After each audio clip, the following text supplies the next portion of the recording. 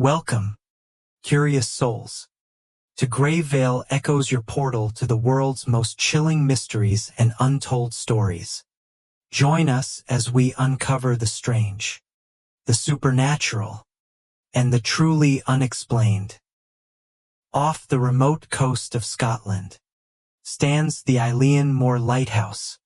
In December 1900, 3 seasoned keepers vanished from this lonely outpost, leaving behind a chilling mystery that haunts the seas to this day.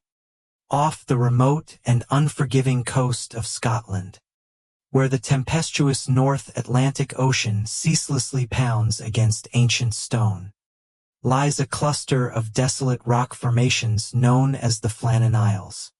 Among these, the most prominent is Eilean Mor, a name that echoes with a profound sense of isolation, translating simply to the Big Isle.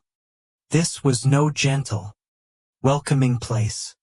It was a jagged tooth in the mouth of the ocean, a stark monument to nature's raw, untamed power.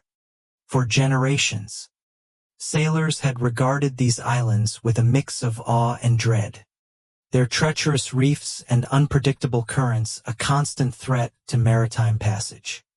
It was here, atop the highest point of Eilean Mor, that humanity had defiantly erected a sentinel, the Flannan Isles Lighthouse, a towering structure designed to pierce the pervasive gloom and guide ships safely through the perilous waters. The very essence of Eilean Mor was its profound, almost suffocating isolation. Miles upon miles of churning, icy water separated it from the nearest mainland, making it a world unto itself, a solitary realm of wind, rock, and boundless sea. The island itself was little more than a barren outcrop, its meager soil struggling to support hardy grasses that bent perpetually under the relentless assault of Atlantic gales. There were no trees, no sheltered coves offering respite from the elements, just sheer cliffs plunging into the churning abyss below. The air, thick with the scent of salt and the cry of seabirds, was a constant reminder of the island's wild heart. Life here was reduced to its most elemental form, stripped bare of all comforts and distractions of the populated world. Visitors were rare. Supply ships were dictated by the ferocious weather, and communication with the outside world was intermittent at best. To arrive at Eilean Mor was to enter a different dimension, one governed by the unforgiving rhythms of the ocean and the sky. The lighthouse itself stood as a testament to both human ingenuity and human vulnerability, a magnificent feat of engineering. Its sturdy stone walls were designed to withstand the most furious storms the Atlantic could unleash. Yet, for all its imposing strength, it remained a fragile outpost, a tiny beacon of order in an infinite expanse of chaos. The view from its summit was breathtaking in its starkness, a 360-degree panorama of endless, heaving gray and blue, meeting a vast, often turbulent, sky. There was a raw beauty to this landscape, but it was a beauty that inspired terror as much as admiration. The sounds were constant and overwhelming, the ceaseless roar of waves crashing against the cliffs below, the shriek of the wind whistling through the lantern room, the mournful cries of gulls circling overhead. These were the only companions for those who tended the light, a symphony of wild nature that could soothe the soul in moments of calm, but just as easily drive it to the brink of despair during the relentless fury of a storm. The ocean, an ever-present, living entity, surrounded Eilean Mor, its moods shifting from serene to utterly murderous in an instant. Constant, tangible threat that defined every waking moment on the island. In this stark, formidable environment, 3 men served as the guardians of the light. their lives inextricably bound to the pulse of the ocean and the unwavering beam that cut through the darkness. James Ducat, the principal keeper, was a man whose weathered face told tales of countless years spent battling the elements. He was seasoned, not just by experience, but by the very salt and wind of the sea. His deep-set eyes held a quiet intensity, born of responsibility and an intimate understanding of the immense power he contended with daily. Ducat carried the weight of his duty with a stoic dignity. A veteran of the Lighthouse service who understood implicitly the life-or-death importance of his charge. He was the anchor, the steady hand that guided the others. His presence a comforting assurance in a place that offered little comfort. Thomas Marshall, the first assistant keeper, was another figure deeply ingrained with the maritime life. Perhaps a little younger, but equally hardened by the demands of the service. Marshall possessed a meticulous nature, a keen eye for detail, and an unwavering dedication to the rigorous routine required for the lighthouse's operation. He was reliable, methodical, and profoundly aware of the interconnectedness of every gear, every wick, every polished pane of glass that contributed to the light's unwavering glow. His experience, though perhaps not as extensive as Ducat's, was formidable, making him an invaluable asset to the team. He understood the nuances of the machinery, the subtle shifts in the weather, and the silent language of the sea. Donald MacArthur, the second assistant keeper, completed this trio of guardians.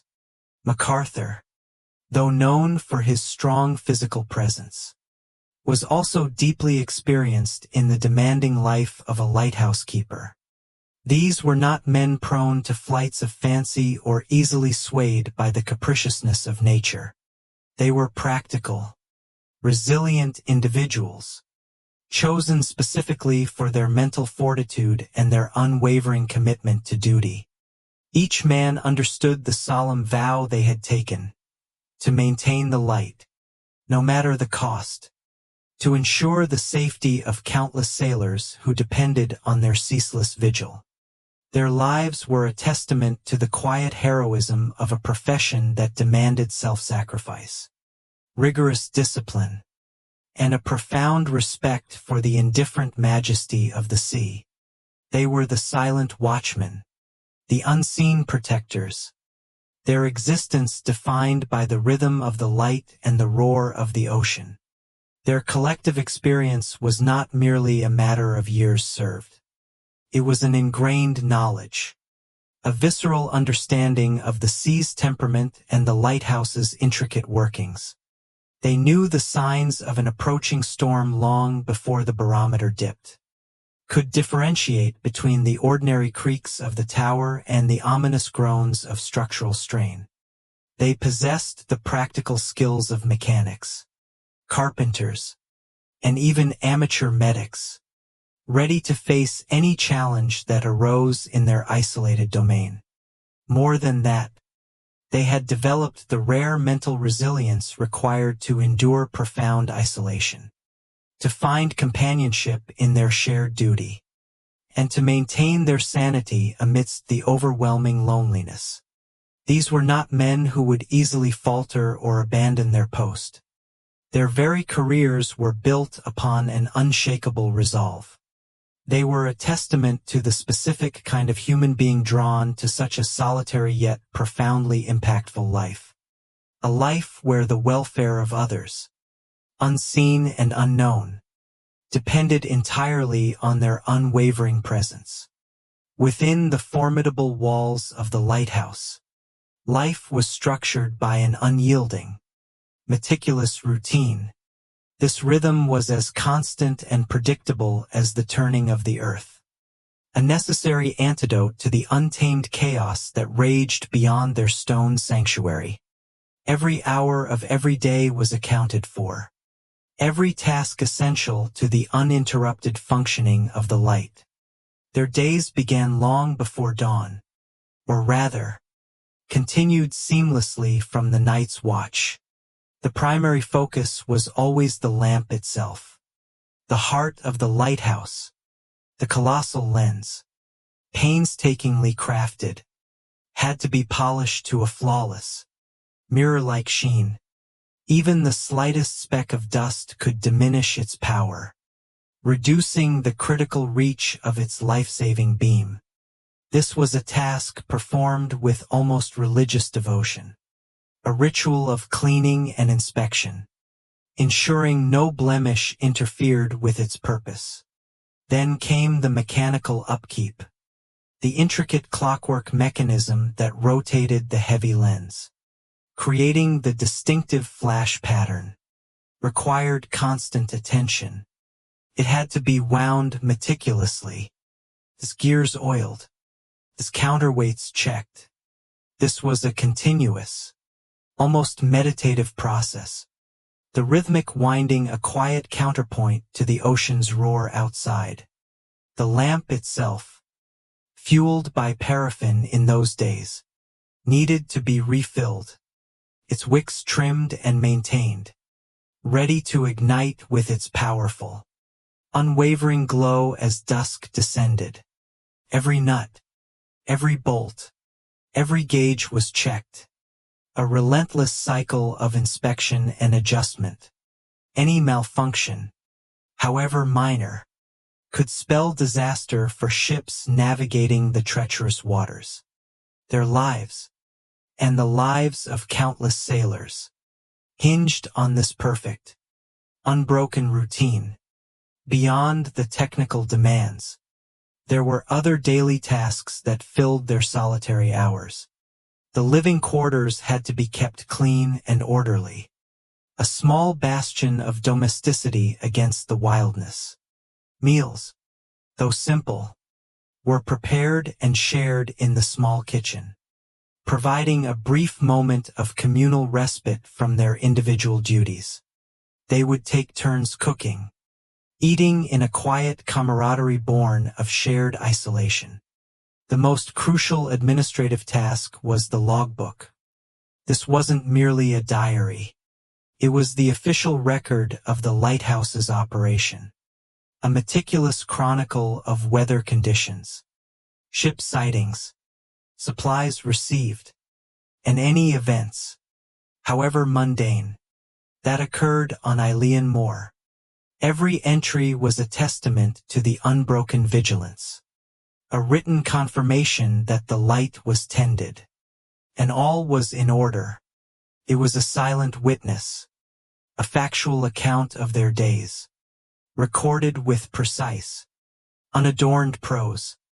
The routine also included regular weather observations. They meticulously recorded wind direction and speed, barometric pressure, temperature, and sea state. These were not just idle curiosities. They were vital pieces of information, contributing to the broader understanding of the region's formidable climate and informing decisions about supply runs. Outside, they would check the landing crane, inspect the exterior of the tower, and ensure all equipment was secure against the inevitable storms. Their lives were a succession of specific, interlocking duties, a complex dance performed day after day, year after year. The very predictability of this existence was its strength, a bulwark against the inherent unpredictability of the natural world that surrounded them. This meticulously maintained routine created an expectation, a profound sense that life on Eilean Moor would continue indefinitely, a perpetual cycle of light and darkness, vigilance and duty. The light would always flash, the logbook would always be filled, the keepers would always be there. It was a bedrock of certainty in a place defined by its vast uncertainty. This unwavering commitment to their post, this almost mechanical adherence to duty, was what made the profession so vital. Sailors navigating the dangerous Scottish coast knew, deep in their bones, that the light would be there, comforting, guiding presence. The keepers were unseen heroes, their continuous labor a silent promise to all who sailed these perilous seas. Their routine was not just a series of tasks. It was the very heartbeat of Eileen Moore, a rhythm that was never meant to be broken. The relentless fury of the North Atlantic had finally begun to subside. For days, the steamship Hesperus, carrying vital supplies and a relief keeper for the remote Flannan Isles lighthouse, had been battered mercilessly by one of the fiercest gales in living memory. Waves the size of houses had slammed into her hull, sending spray high over the mast and making any thought of approaching the jagged, unforgiving coastline of Eileen Moore an act of suicidal folly. Captain Harvey, a man whose life had been etched by the sea, had no choice but to hold his vessel offshore, waiting for the tempest to loosen its grip. On board, Joseph Moore, the relief keeper, paced restlessly. He was eager to take up his post, to relieve the 3 men who had been enduring the brunt of this monstrous storm alone on that isolated rock. Yet, a growing knot of unease tightened in his gut. The storm had been exceptionally violent, and the isolation of the Flannan Isles was absolute. The delay stretched on, each passing hour amplifying the silent question that lingered in the minds of the Hesperus crew. Lighthouse keepers were stoic, resilient individuals, accustomed to the raw power of nature. But even the most seasoned mariner understood the sheer destructive force of the recent weather. Finally, on the morning of December 26, 1900, a sliver of gray light pierced the departing storm clouds. The wind, though still biting, had lost its hurricane-force howl, and the mountainous waves had begun to calm, though the sea remained a treacherous, heaving expanse. Captain Harvey, seizing the window of opportunity, gave the order to make for Eileen Moore, as the Hesperus slowly navigated the challenging approach.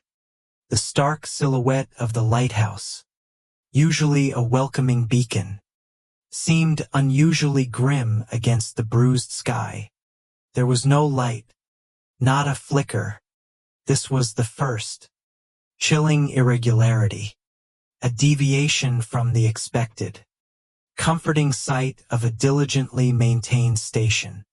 The light should have been burning bright, a testament to the ceaseless vigil of the keepers. Instead, an ominous darkness enveloped the tower, as the Hesperus drew closer to the landing platform at the base of the cliffs. The unease on board deepened. No flag flew from the flagpole, a customary signal of greeting and all well. No familiar figures stood waving from the cliff path. No sign of the expected relief and welcoming smiles from men who had been cooped up for weeks. Profound quiet, almost unnatural in its intensity, seemed to emanate from the island. The only sounds were the creak of the ship's timbers and the slosh of the waves against the rock. Sounds that, in their very normalcy, underscored the abnormal silence radiating from the lighthouse itself. The absence of any human presence, any sign of life, hung heavy in the cold, damp air. Joseph Moore's heart began to thump a desperate rhythm against his ribs. He understood the unspoken code of the lighthouse service: prompt communication, strict adherence to protocol, and above all, the unwavering presence of the keepers. What he was witnessing was a profound breach of every single one of those expectations. With a growing sense of dread, Joseph Moore was put ashore alone. The small boat bobbed precariously on the choppy water as he leapt onto the narrow landing. The sound of his own boots on the wet rock seemed deafening in the profound quiet. He climbed the steep, winding path carved into the cliff face, his eyes scanning for any sign of his colleagues. The air was heavy, not just with salt spray, but with an almost palpable sense of foreboding. He reached the entrance gate to the lighthouse compound, a heavy iron barrier designed to keep out the elements, and perhaps the wild creatures of the island. To his alarm, it stood unlocked, not just unlatched, but wide open, swinging slightly in the wind. This was an immediate, glaring violation of protocol. Lighthouse keepers were meticulous about security. Leaving the gate open was unthinkable, an invitation to the relentless forces of nature that sought to reclaim every inch of the island. His mind raced, desperately searching for a rational explanation. Had the storm forced them to abandon their duties in a hurry? But even then, they would have secured the gate. The unlocked gate was the first clear signal that something was profoundly, terrifyingly wrong. He pushed it further open and stepped into the small compound. The ancillary buildings, the storehouse, the boathouse were all deserted, their doors ajar or left unsecured. No tools lay discarded from recent work. No traces of the routine daily chores he knew so well. The profound silence continued, broken only by the mournful cries of gulls wheeling overhead. Sounds that usually spoke of life, but now only intensified the unnerving emptiness. He called out, his voice swallowed instantly by the vast emptiness, echoing back only in the chambers of his own growing fear. Duckett, Marshall, MacArthur.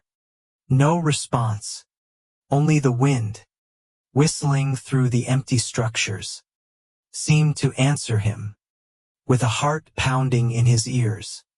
Joseph Moore reached the imposing door of the lighthouse tower itself. Like the outer gate, too was unsecured, standing ajar. He pushed it open and stepped inside, into a world that seemed to have frozen in time. A snapshot of interrupted life. The air was cold, damp, and still. The silence inside was even more profound than outside. A heavy, suffocating blanket that pressed down on him. The lamp was unlit, its complex mechanism still. The main lantern, the very purpose of the station, was dark. This was a direct breach of the most sacred duty of a lighthouse keeper. His first stop was the kitchen, hoping to find some sign of his colleagues. What he found sent a fresh wave of ice through his veins. On the table, a meal lay half-eaten. Plates of food, now cold and congealed, were scattered as if the men had abruptly risen from their chairs mid-sentence. One chair lay overturned on the floor, as if someone had scrambled away in a sudden, desperate hurry. The scene was utterly disquieting. It spoke not of a planned departure, nor even of a gradual abandonment, but of a sudden, unexpected interruption to the most mundane of daily rituals. It was a tableau of normal life, suddenly, violently shattered. What force could compel three experienced, disciplined men to leave their meal unfinished? One chair toppled, and their post unattended. He moved through the living quarters, each room deepening the mystery. Beds were neatly made. Personal effects were in their usual places. There was no sign of struggle. No overturned furniture beyond the single chair. No broken glass. No evidence of a violent altercation. It was as if the men had simply evaporated. Their personal belongings, their money, their identification, all were left behind.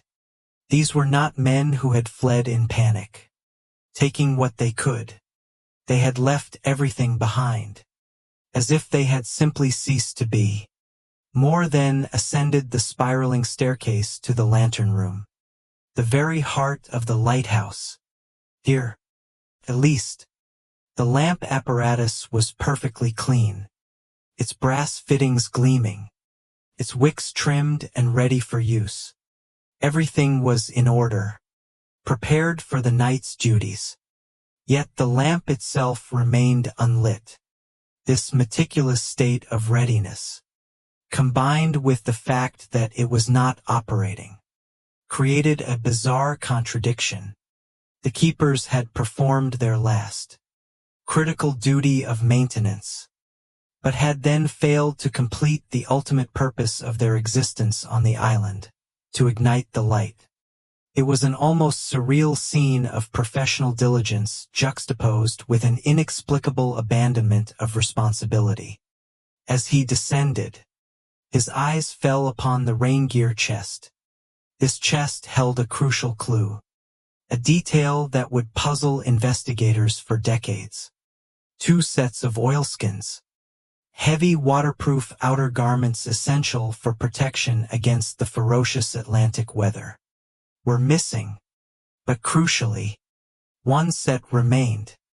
This meant that one of the keepers, whoever he was, had ventured outside into what must have been a severe storm without his protective gear. For experienced men like Duckett, Marshall, and MacArthur, this was an act of inexplicable recklessness, a profound deviation from the common sense that governed their dangerous profession. Why would one man, let alone 3, expose himself to the elements without proper protection? The question gnawed at Moore. Finally, he located the logbook. This was the keeper's official record, a daily chronicle of their lives and duties. He eagerly flipped through the pages, desperate for an explanation, for some written word that could shed light on the terrifying emptiness around him. The last entry was dated December 15th. This was a full 11 days before his arrival. The entries before this date detailed the progress of the ferocious storm that had delayed the Hesperus. But the final entries were chillingly brief and profoundly puzzling.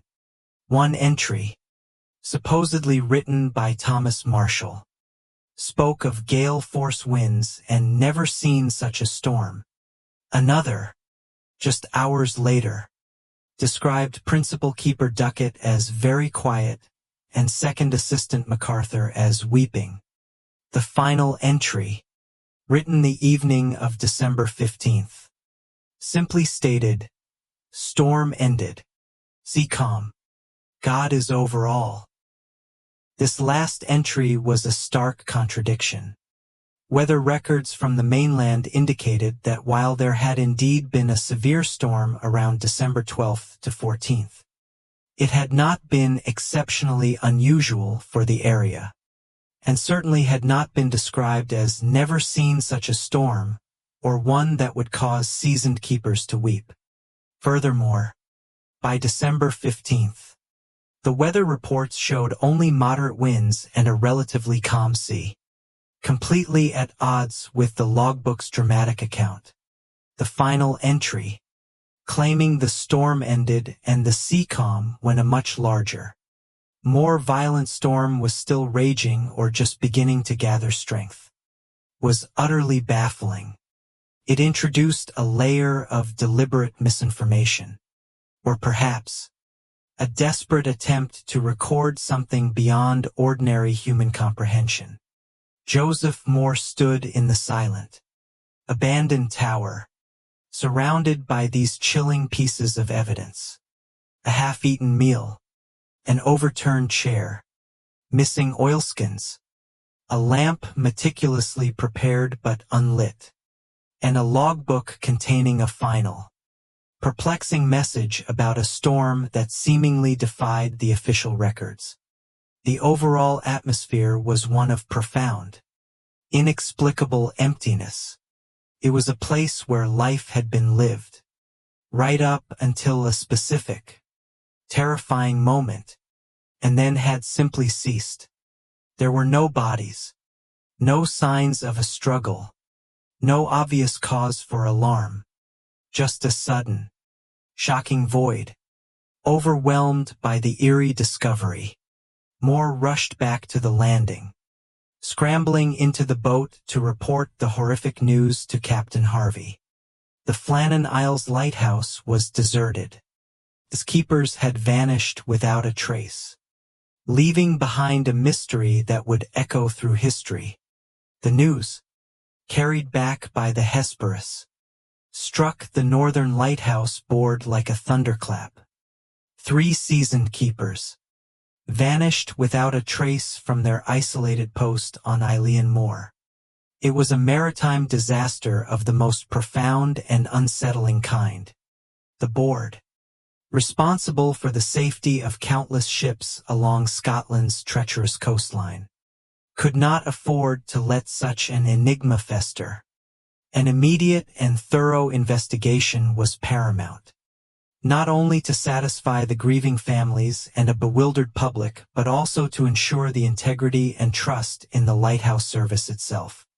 To lead this critical inquiry, they dispatched the man best suited for the grim task, Robert Muirhead.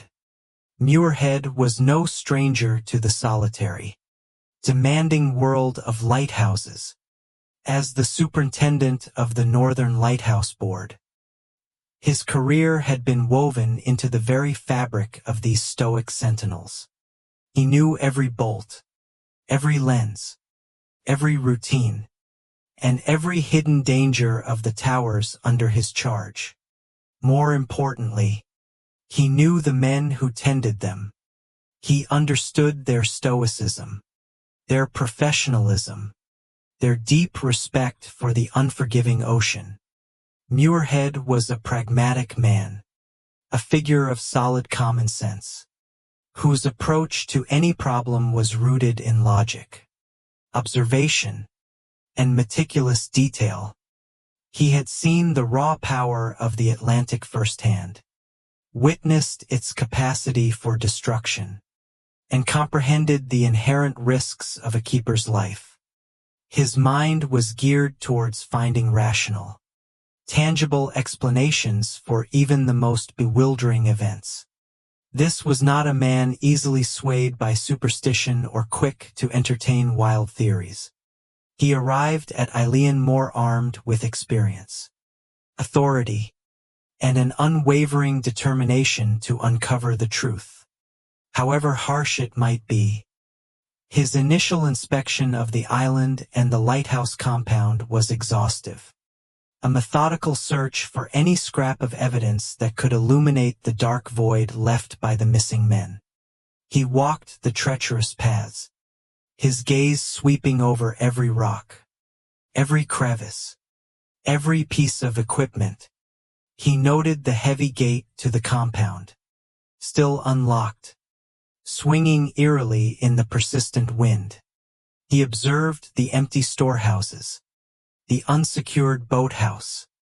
The silence of the island was profound, broken only by the mournful cries of gulls and the relentless roar of the waves against the cliffs, sounds that, in their very desolation, seemed to mock the absence of human voices. Muirhead entered the lighthouse tower, his bootfalls echoing in the cold, damp air. He saw the half-eaten meal, the overturned chair in the kitchen, a tableau of domestic life abruptly, violently interrupted. He ascended to the lantern room, where the lamp stood meticulously cleaned, its brass gleaming, yet unlit. Every detail, however small, was catalogued, photographed, and carefully considered. He checked the rain gear chest, noting the missing oilskins, but more importantly, The single set that remained.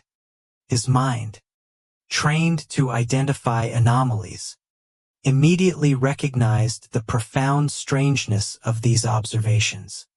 He examined the logbook, poring over the final, cryptic entries, comparing them against the official weather reports that Captain Harvey had brought. The discrepancies were glaring, unsettling. The more he looked, the more the case resisted easy answers. The island held its secrets close, wrapped in a shroud of chilling emptiness. As Muirhead began to piece together the fragments of what little evidence existed, his pragmatic mind immediately gravitated towards the most logical explanations, those rooted in the undeniable and often terrifying power of the natural world.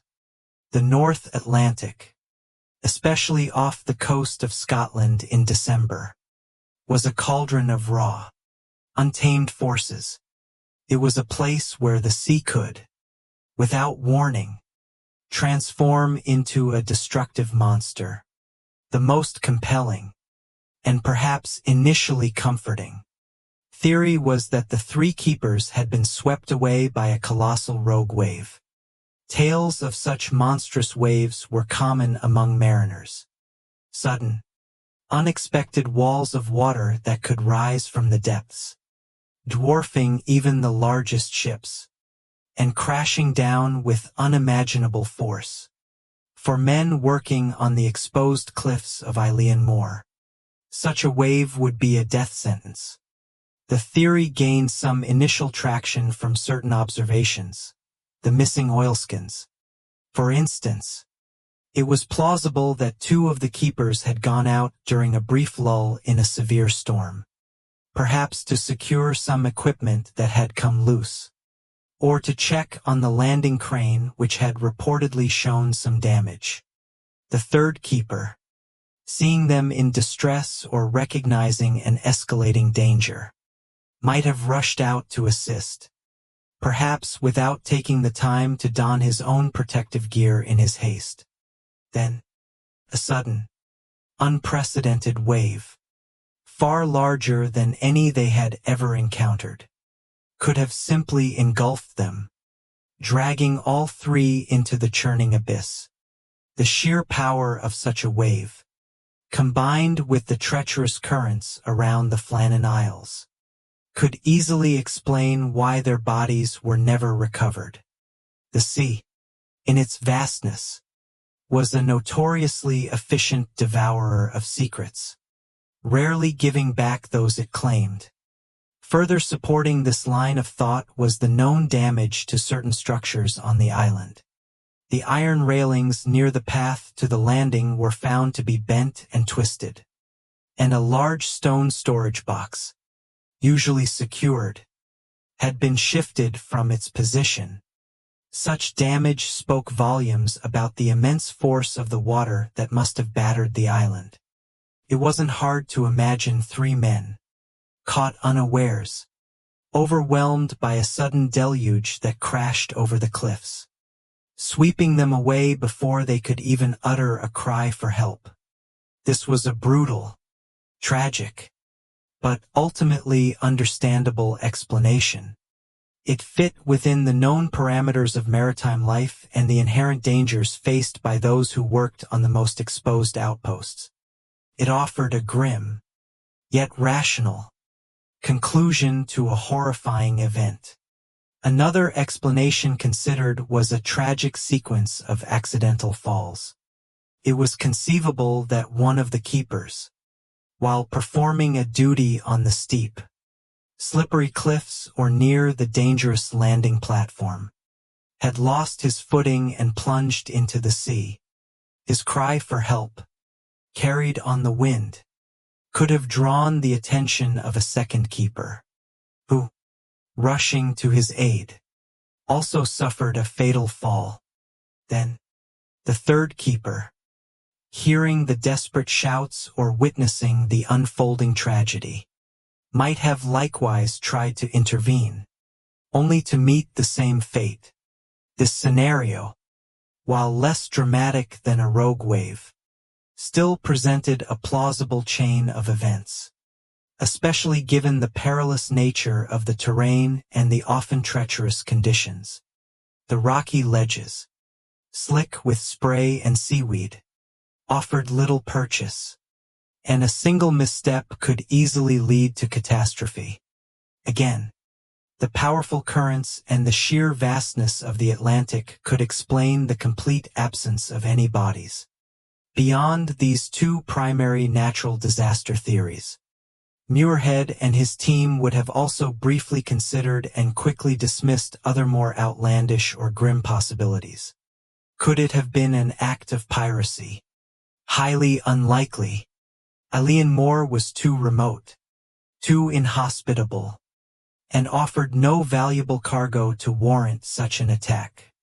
There were no signs of struggle, no forced entry beyond the unsecured doors, and no valuable stolen from the keeper's quarters.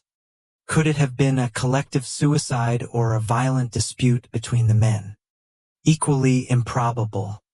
Lighthouse keepers were carefully selected for their mental stability and resilience.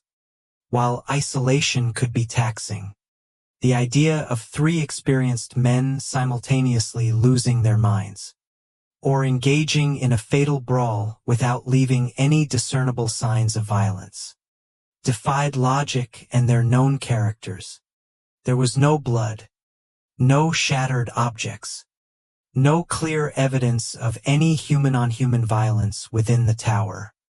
Each of these logical but extreme scenarios quickly dissolved under scrutiny, leaving the rogue wave or accidental fall as the most rational, albeit still unsettling.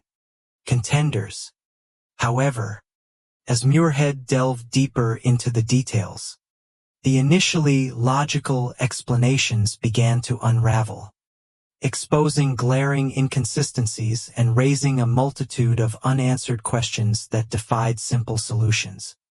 The very professionalism and experience of James Ducat, Thomas Marshall, and Donald MacArthur, which initially lent credence to the idea of a catastrophic accident, ultimately served to undermine it.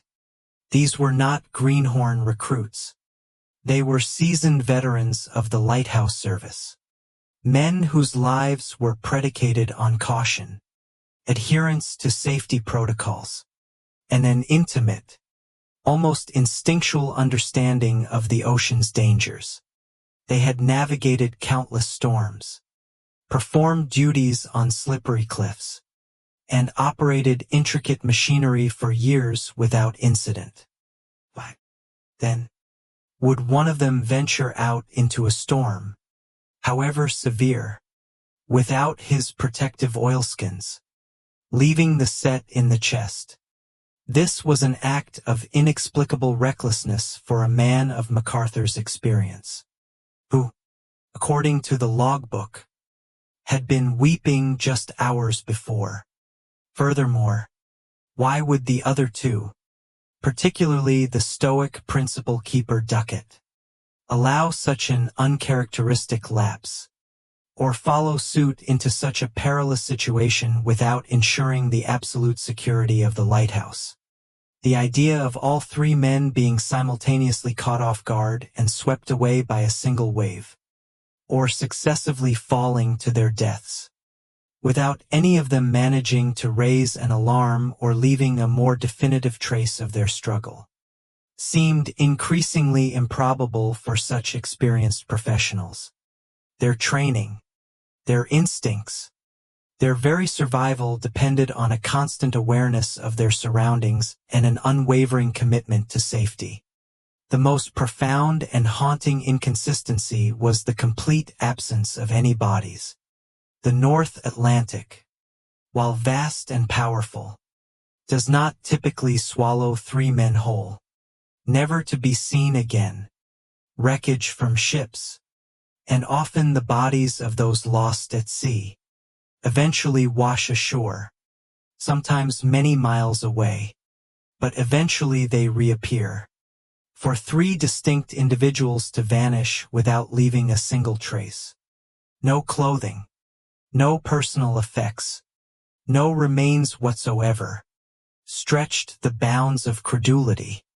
It suggested a disappearance so complete, so immediate, that it defied the natural patterns of the ocean. This utter lack of physical evidence transformed a tragic accident into something far more mysterious, hinting at a force so absolute that it could erase men from existence without leaving a single echo. Then there was the strange, almost undisturbed state of the lighthouse interior. A critical piece of the puzzle that actively contradicted the notion of a struggle against the elements. The half-eaten meal on the kitchen table spoke volumes. If the men had been responding to an emergency, securing equipment against a rogue wave, or rushing to aid a fallen colleague, would they have left their food unfinished? In mid-sentence, the overturned chair implied a sudden, panicked departure. Yet the rest of the living quarters were orderly. It wasn't the scene of men battling for their lives, but rather a snapshot of domestic life suddenly, violently interrupted by an unseen, unheard event. The unlit lamp added another layer of baffling complexity. The keepers had meticulously cleaned and prepared the lamp for the night's vigil. Every wick was trimmed, every lens polished, every mechanism wound. They had performed their duties with their usual diligence. Yet, the light itself remained dark. If they had been swept away by a wave, they would have been performing duties outside. Why would they prepare the lamp so thoroughly, only to then fail to ignite it at dusk? Did something happen to them before they could light it? Even though all preparations were complete, this particular detail made the external accident theories less convincing, suggesting that whatever befell them occurred after their internal duties were done, but before the critical act of igniting the beacon. And finally, the unsecured gate and tower door. These were fundamental breaches of lighthouse protocol, unimaginable for men of their caliber. If they had rushed out to face a storm or aid a colleague, their first instinct would have been to secure their post, to protect the integrity of the light itself. The open doors spoke not of an orderly response to a crisis, but of a chaotic, unexplained event that superseded all sense of duty and caution. The most chilling piece of all was the logbook. The entries themselves, particularly the final ones, actively undermined the official weather reports. While a storm had certainly occurred, the dramatic accounts of gale-force winds, never seen such a storm, and MacArthur weeping seemed wildly exaggerated when compared to the official records, which noted only moderate conditions for December 15th. Was this a desperate attempt to record something truly extraordinary, something beyond a mere meteorological event? The final, cryptic entry: storm ended, sea calm, God is over all. Written on a day when a more significant storm was either still active or gathering, added a layer of profound mystery. It hinted at a psychological element, a shared trauma or an experience so terrifying that it distorted their perception of reality. Or perhaps, was a coded message for something far more sinister. As Robert Muirhead concluded his investigation, his practical, logical mind was left with more questions than answers. The evidence, or rather the lack of it, simply refused to coalesce into a coherent, rational explanation. The more he scrutinized, the more the logical theories crumbled, leaving behind only an unsettling void. The Flannan Isles mystery, despite the superintendent's rigorous efforts, remained stubbornly unsolved. The silence of the island, the abandoned meal, the unlit lamp. The strange logbook entries, they weren't just details of an investigation. They were fragments of a deeply disturbing narrative that defied every known explanation, leaving a chilling legacy that continues to haunt the imagination. The official investigation, despite Robert Muirhead's meticulous efforts and logical approach, ultimately foundered on the intractable nature of the evidence, or rather, the profound lack of it. His report, while thorough, was unable to provide a definitive, rational explanation for the vanishing of the three keepers. It left a chilling void, a historical wound that refused to heal, allowing the case of the Flannan Isles Lighthouse to drift from the realm of tragic accident into the haunting landscape of the unexplained. With no bodies, no clear signs of struggle, and no logical sequence of events, the mystery began to take on a life of its own, fueled by the very ambiguities that frustrated the official inquiry. It was in this vacuum of certainty that whispers began to grow louder, drawing on ancient maritime fears, local legends, and the inherent human fascination with the unknown. Central to these lingering echoes of the unexplained was the enigmatic logbook, Joseph Moore's initial discovery of its final entries, and Muirhead's subsequent careful review, only deepened the mystery. The logbook was not merely a record. It was a silent, cryptic witness to the last known moments of the keepers. The entries for December 12th, 13th, and 14th were particularly unsettling. Thomas Marshall, a man known for his calm demeanor and professional detachment, reportedly described gale force winds the like of which I have never seen in 20 years. He then noted, chillingly, that James Duckett, the stoic principal keeper, was very quiet, and Donald MacArthur, the usually hearty second assistant, was weeping. This stark depiction of three seasoned men, renowned for their resilience, being reduced to such states of distress by a storm, immediately struck investigators as profoundly odd. Lighthouse keepers were trained to endure tempests. It was the very essence of their job. For a storm, even a severe one, to evoke such a powerful, almost primal fear in these veterans defied all expectations. It suggested an event that transcended mere meteorology, something far more terrifying than wind and waves alone. The subsequent entry, made on the evening of December 15th, was even more perplexing. It simply declared, "Storm ended. Sea calm. God is over all." This was the final, haunting message, a stark and almost serene counterpoint to the preceding entries of escalating panic.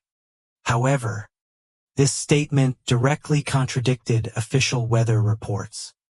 While the immediate vicinity of the Flannan Isles could experience highly localized weather phenomena, broader meteorological data from the mainland and surrounding areas indicated that the storm, though present, was not of unprecedented ferocity. More importantly, by December 15th, the weather was recorded as having moderated considerably, with only moderate winds and a relatively calm sea, entirely at odds with the logbook's dramatic account of the storm's ending. Furthermore, some interpretations suggest that another, even more significant storm was in fact just beginning to brew around this time, reaching its peak severity around December 17th. This glaring discrepancy between the keeper's dramatic logbook entries and the official weather records became a critical point of contention. Was the logbook a fabrication, a deliberate attempt to mislead, Or did it describe an event that was not purely meteorological? Something that only the keepers experienced. Something that warped their perception of reality. The shift from raw terror to sudden, almost pious calm within a matter of hours, followed by their inexplicable disappearance, raised a chilling question: what exactly did they witness? What force could instill such fear in seasoned professionals, and then lead to such a bizarre, contradictory final message before they vanished into thin air? The logbook became less a factual record and more a piece of cryptic literature. A final, unsettling puzzle left behind by men confronting an unknown horror. It hinted at something deeply personal. A shared experience so profound that it shattered their professional stoicism, leaving only a desperate, coded plea or a final, diluted comfort before the ultimate mystery consumed them. Beyond the enigmatic logbook, the complete absence of any signs of struggle within the lighthouse tower only amplified the sense of profound unease. Muirhead's inspection had confirmed that the living quarters were largely undisturbed. There was no shattered glass, no overturned furniture beyond that single chair in the kitchen, no evidence of a violent struggle or a desperate fight for survival. This lack of physical altercation suggested that whatever happened to the keepers was either incredibly sudden, incredibly silent, or involved a force so overwhelming that resistance was futile. If they had been attacked by a human intruder, surely there would have been signs of a struggle, a desperate attempt to defend themselves or their post.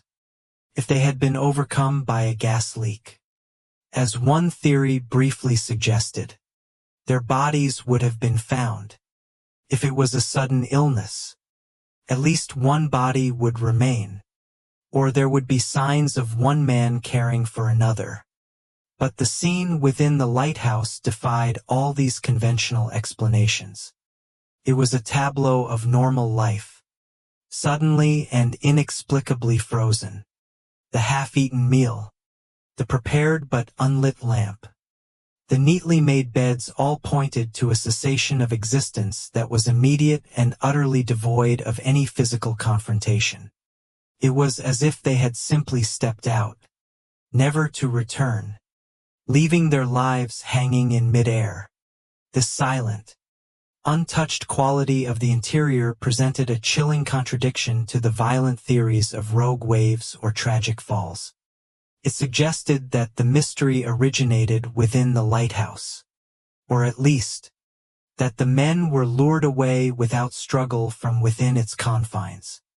The overall impression was that the keepers had not departed in panic or been forced out by visible means. They had simply vanished.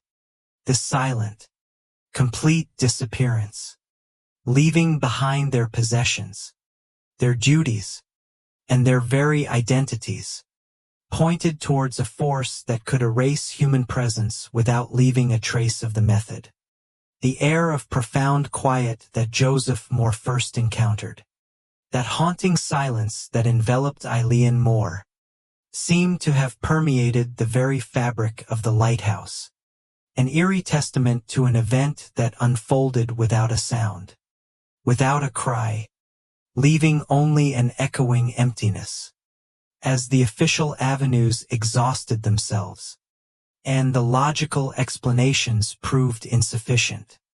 The Flannan Isles mystery inevitably became fertile ground for darker, more imaginative theories.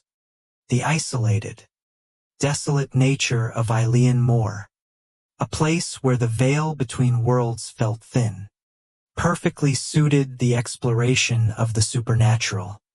The island, barely more than a jagged rock in the vast, churning ocean, had always held a certain mystique for local sailors and fishermen. Ancient whispers of sea monsters, malevolent spirits, or even an inexplicable gateway to another dimension were not new to the remote Scottish islands. These were places where folklore and reality often intertwined, where the forces of nature were so overwhelming that they sometimes felt like conscious, malevolent entities. One popular theory centered around a giant sea serpent or an enormous, predatory bird. The North Atlantic, with its deep, unexplored trenches, had long been the source of tales of colossal, unseen creatures. Perhaps such a beast, driven by hunger or territorial aggression, had managed to snatch the keepers from the cliffs, or even from the landing platform, pulling them into the depths without a struggle. The missing bodies, in this scenario, were simply consumed by the creature or lost forever in the deep ocean currents. While seemingly fantastical, for those living lives intertwined with the unpredictable sea, such a possibility, however remote, was less unimaginable than for those on solid ground. Another theory, echoing the ancient Celtic legends of the islands, spoke of mischievous or malevolent spirits, perhaps the Fae or some darker entity from the pre-Christian past. These spirits, known to lure travelers astray or exact cruel tricks on unsuspecting humans, might have beckoned the keepers from their post, drawing them into the mists or over the cliffs to their doom. The irrational fear described in the logbook entries, particularly MacArthur's weeping, could be interpreted not as fear of a physical storm, but of a supernatural encounter, a confrontation with something ancient and terrifying that defied the natural order. The orderly interior of the lighthouse, the lack of struggle, could then be explained as the result of a non-physical force, something that had power over their minds and wills, compelling them to leave their sanctuary willingly, if unwillingly. Perhaps even more chilling were theories that suggested a temporary breach in the fabric of reality itself. Eilean Mor, with its extreme isolation and dramatic natural forces, might have been a location where the natural laws were temporarily suspended. Could a rogue wave have been not just a wave, but a portal?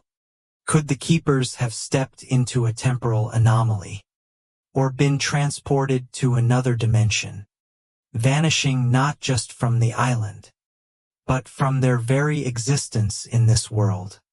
Such ideas, while purely speculative, captured the imagination precisely because they offered an explanation for the utterly inexplicable, for a disappearance so complete that it seemed to defy the very laws of physics.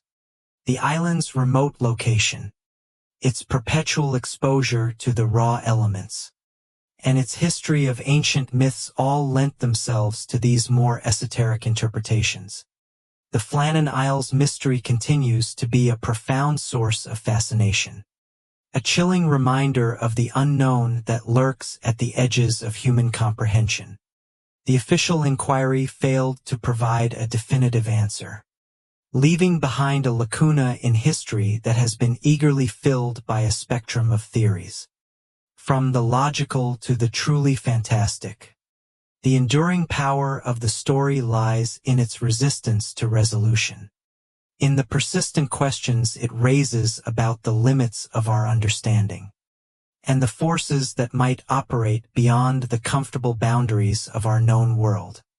What truly befell James Ducat, Thomas Marshall, and Donald MacArthur remains a silent testament to the enduring mystery of Eilean Mor, a haunting echo across the waves, ensuring that the silent lighthouse continues to whisper its chilling tale to anyone willing to listen.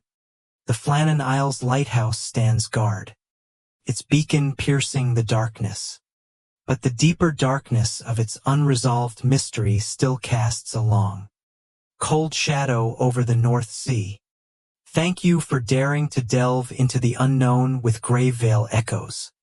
If these whispers from the past captivated you, Don't forget to like, share, and subscribe for more. Until next time, keep exploring the shadows.